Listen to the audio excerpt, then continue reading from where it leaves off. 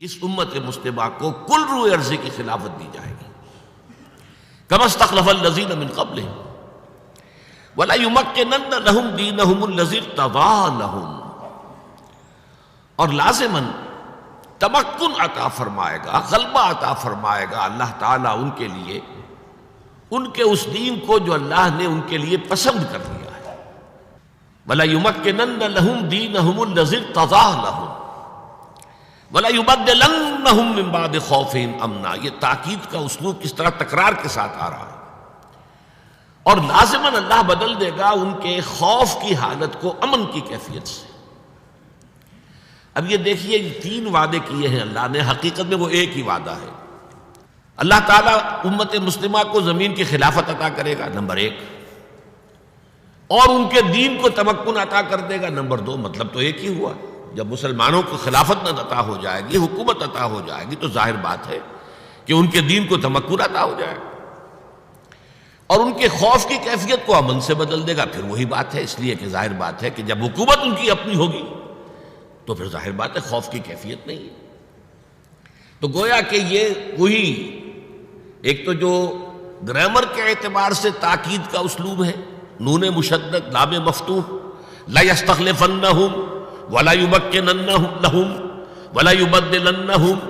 اور یہ کہ تین مرتبہ اس کو دہرایا ہے مختلف اسالیب کے اندر۔ اس کے بعد مسلمانوں سے فرمایا گیا اس کے لیے جو جد و جہد تمہیں کرنی ہے،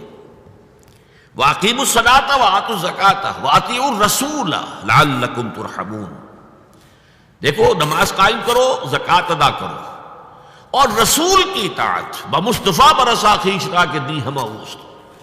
محمد الرسول اللہ کی اطاعت اور اتباع، اس کو لازم کرنا،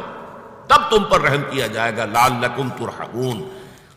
البتہ ساتھ ہی ایک دھمکی بھی ہے، لا تحسبن الذین کفروا معجزین فی الارض، ہرگز نہ سمجھنا کہ انکار کرنے والے، ہمارے دین کی مخالفت کرنے والے، نظام خلافت علی منہاج النبوت کا راستہ روکنے والے کبھی ہمیں عاجز کر سکیں گے، ناکام کر دیں گے، نہیں، وہ ہمیں عاجز نہیں کر سکیں گے۔ ہماری یہ مشیت پوری ہو کر رہے گی، ہمارا یہ وعدہ جو ہے پورا ہو کر رہے گا۔ وَمَأْوَاهُمُ النَّارُ وَلَبِئْسَ الْمَصِيرُ، اور ان کا ٹھکانہ آگ ہے، وہ بہت ہی برا ٹھکانہ ہے۔ دیکھیے یہ جو وعدہ مسلمانوں سے کیا گیا، یہ سن 6 ہجری میں، اس وقت تک کیفیت کیا تھی؟ جزیرہ نما عرب میں ایک چھوٹا سا شہر مدینہ، اور اس میں چند ہزار مسلمان آباد، ساتھ ہی یہ ہے کہ ان کے اندر منافقین کا 5th کالمسٹ عنصر بھی موجود ہے، پورا عرب جانی دشمن ہے، آندھیاں آ رہی ہیں، پے بپے آ رہی ہیں، بدر کی جنگ ہوئی تھی، احد میں 3000 آ گئے تھے، اور کچھ ہی عرصے پہلے احزاب میں 12000 نے آ کر گھیر لیا تھا مدینے کو۔ معلوم ہوتا تھا کہ جیسے بس اب چراغ بجھا کے بجھا، ایک صحرا لقدق صحرا میں ایک چراغ جل رہا ہے اور آندھیاں چل رہی ہیں اس کو بجھانے کے لیے۔ ہر وقت ایک خوف کی کیفیت رہتی تھی، ذرا سا کوئی شور ہوتا تھا معلوم ہوتا شاید پھر کوئی حملہ آور ہو گئے، یہ کیفیت ہمیشہ پہرا موجود رہتا تھا، لوگ معمور رہتے تھے اس پر، بسا اوقات حضور خود جا کر خبر لے کر آتے تھے کہ کوئی افواہ اڑ گئی ہے کہ پھر کوئی حملہ ہو گیا ہے۔ تو یہ کیفیت تھی، اس میں یہ وعدہ کیا گیا، گویا کہ بہت ہی حالات کے اعتبار سے، آبجیکٹو جو کنڈیشنز تھے اس کے اعتبار سے یہ بہت دور کی بات تھی، بظاہر جو ہے بہت دور کا معاملہ معلوم ہوتا تھا۔ لَيَسْتَخْلِفَنَّهُمْ فِي الْأَرْضِ كَمَا اسْتَخْلَفَ الَّذِينَ مِن قَبْلِهِمْ وَلَيُمَكِّنَنَّ لَهُمْ دِينَهُمُ الَّذِي ارْتَضَىٰ لَهُمْ وَلَيُبَدِّلَنَّهُمْ مِن بَعْدِ خَوْفِهِمْ أَمْنًا۔ لیکن تاریخ کی حقیقت کیا ہے؟ سن 6 کے اوائل میں یہ سورہ نور نازل ہوئی، سن 6 کے اواخر میں صلح حدیبیہ ہو گئی، اِنَّا فَتَحْنَا لَكَ فَتْحًا مُبِينًا، سورہ فتح میں اللہ تعالیٰ نے اسے فتح مبین قرار دے دیا۔ سن 7 میں خیبر فتح ہو گیا، بہت بڑا گڑھ یہودیوں کا، بہت مال غنیمت مسلمانوں کے ہاتھ میں آیا۔ ان کی یوں سمجھیے کہ اکثر لوگوں کے دل اندر دور ہو گئے، جو بھی ایک افلاس کی کیفیت تھی، احتیاط کی کیفیت تھی، ختم ہو گئی، فراوانی۔ سن 8 میں مکہ فتح ہو گیا، مکے کے فتح ہونے کا مطلب کیا تھا؟ گویا کہ جزیرہ نما عرب جو ہے وہ فتح ہو گیا، اس لیے کہ چاہے وہاں کوئی جزیرہ نما عرب میں کوئی فارمل حکومت نہیں تھی،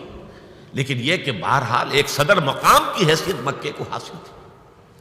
یہ ان کا مرکز تھا، مذہبی اعتبار سے، ثقافتی اعتبار سے، تجارتی اعتبار سے، مالی اعتبار سے انہیں سیادت حاصل تھی۔ یہی وجہ ہے سورہ توبہ میں قریش کے بارے میں کہا گیا ہے ائمۃ الکفر فقاتلوا ائمۃ الکفر، ان کفر کے اماموں سے خلاف جنگ کرو۔ اب جب مکہ فتح ہو گیا تو گویا کہ جزیرہ نما عرب میں محمد الرسول اللہ صلی اللہ علیہ وسلم کی حکومت قائم ہو گئی۔ اب نوٹ کیجئے، جیسے حضرت داؤد کی حکومت کو قرآن نے خلافت قرار دیا، یا داؤد انا جعلناک خلیفۃ فی الارض، اسی طرح یہ چند سال جو ہے حضور کی حیات طیبہ کے، میرے نزدیک فتح مکہ کے بعد سے لے کر آپ کے وصال تک، اس میں آپ کی حیثیت جزیرہ نما عرب میں خلیفۃ اللہ کی تھی۔ اب آپ خلیفہ تھے، آپ اللہ کے نائب تھے، آپ ہی در حقیقت اس پوری مملکت کے فرما روا تھے اللہ کے حکم کے مطابق۔